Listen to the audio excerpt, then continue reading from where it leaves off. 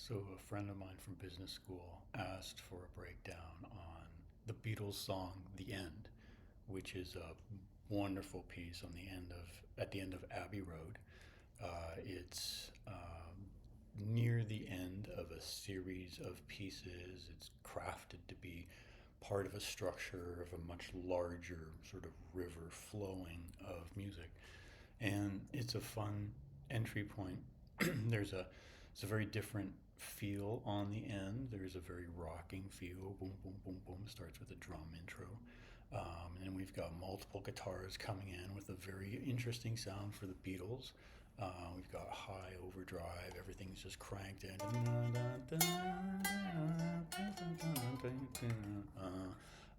And a uh, it's a moment in creative expression that comes from a really interesting place.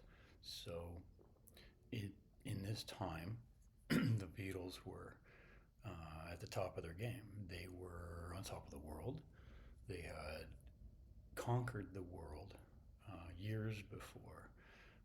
Everything from the White Album to Sergeant Pepper had landed them at the top, and the world was listening to everything they did, every word they said. They were superstars, and they had experimented in the movies, and the movies turned into huge hits, and everything just went boom, boom, boom. But then so did the expectations of the audience. The audience was demanding genius, more genius, more genius, more genius.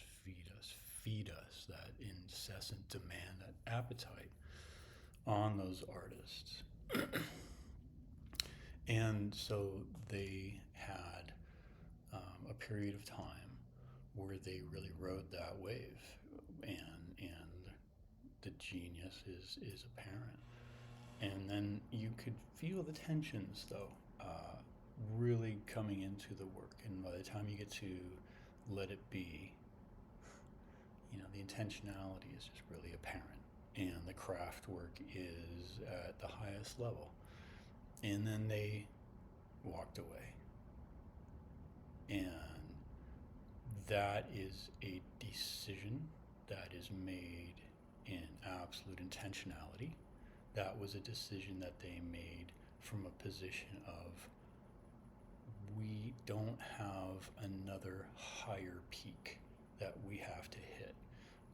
We don't have a vision from here of where else we can go outside of trying to get the world blended back together into a loving state. And that's where they went.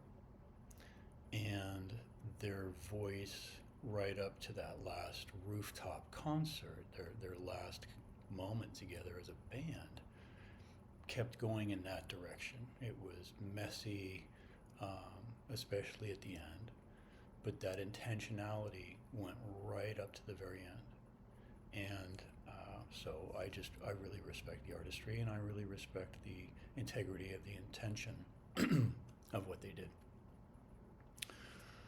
When you look at Abbey Road, and you look at the later part of the album, they had infinite resources available to them. They could do anything they wanted. They could put a symphony on the side of a volcano and record it live. They could go underwater and do it. They had anything available to them. And they also had genius studio help. All the best engineers, all the best musicians, all the best everything was available to them. John Lennon moved to New York, a whole different intellectual and musical scene than London. They had expanded as individuals and changed as individuals. And when they gelled together musically, you could still really hear it. So let's get into the end. It's a message of love, if you will, because a lot of the song has to do with two young people getting together and doing what young people do. And so it's going to talk about love. It's going to talk about a little bit of boom, boom, rock and roll love. And that's where the solo comes in. So we're going to take it down piece by piece. I actually don't know the song. I always play the drums when I play this song. I actually don't know the guitar solo, so this is going to be new for everybody. There's multiple pieces. There's multiple parts. They come in with new ideas and ooh, let's try this. And it's an open world concept that manifested and was engineered and crafted and constructed and delivered, right? Artistry at its best, all the way to the finish line. So let's take a look at the end.